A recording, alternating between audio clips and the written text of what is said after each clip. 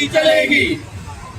महिला के सम्मान में कांग्रेस मैदान में, महिला के सम्मान में, कांग्रेस मैदान में, महिला के सम्मान नहीं चलेगी।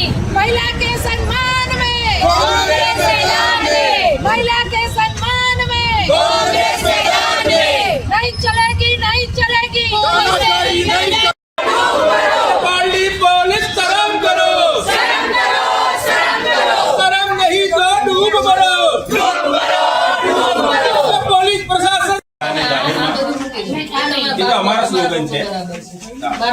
વાળી દો, વાળીમાં વાળી નાખો, ચાલુ કર દો। એમને એમનું કામ બતાવો। પહેલા તો બેન આજે પોલીસ અધિકારી છે એને આ મહિલા સાથે જે આ બદતમીજી કરી છે, મારઝૂડ કરી એની ફરિયાદ છે, બરોબર? એમાં આપણે શાંતિ અરજી લીધેલી છે। આપણે આગળ શાંતિ રાખો બધા। એ મિત્રો શાંતિ રાખો બધા મિત્રો, સાંભળો। માર મારવામાં આપ મહિલા પીઆઈ છો, આપ જાણો છો મહિલાઓનું સન્માન કરવાનું વાત કરે રાજ્ય સરકાર મોદી સાહેબ, તો જાહેરમાં મહિલાઓને આવી રીતે કઈ રીતે મારી શકાય? પોલીસ આ રીતે કાયદો વ્યવસ્થા કઈ રીતે હાથમાં લઈ શકે? આ બહુ ગંભીર બાબત છે, તેમ છતાં પાર્લી પોલીસ ઢાંક જોડે કઈ રીતે કરી શકે? એ બેનને તમે કઈ રીતે એવું કહી શકો કે તમે ફરિયાદ ના લેશો, તમે સમાધાન કરી લો? આવું ચાલે જ નહીં, કોઈ રીતે ના ચાલે બેન આ વસ્તુ। તમારે આનો કોમ્પિટિશન લો, બેનની ફરિયાદને ધ્યાનમાં લો, આને પોલીસ જે બી અધિકારી છે એને સસ્પેન્ડ કરો, એની પર કાર્યવાહી કરો, એની પર એફઆઈઆર ફાડો ને આ જ પોલીસ સ્ટેશનમાં એને પૂરો એની ધરપકડ કરો, આ પોલીસ સ્ટેશનમાં એને પૂરો, તો એ બેનને ન્યાય મળ્યો ગણાશે। અમે આવેદન પત્ર આપીએ છીએ, જો આ અમારી માંગણીઓ પ્રમાણે બેન કામ નહીં થાય। જ્યારે આ ભાજપ સરકાર મહિલા સુરક્ષાની વાત કરતી હોય ત્યારે આપણે જોઈએ છે કે એમના જ સરકારના જે માણસો કહેવાય કે જે પોલીસ તંત્ર છે તે મોટી મોટી વાતો કરતી હોય છે, પરંતુ એક પોલીસ દ્વારા જ બેનને લાફો મારવામાં આવ્યો છે અને એમને ઈજા પણ કરવામાં આવી છે। તેથી અમે આજે આવેદનપત્ર આપ્યું છે અને એ બેનને કાલ કહેવામાં પણ આવ્યું હતું કે તમારી ફરિયાદ કંઈ પણ થશે તો નહીં લેવામાં આવે।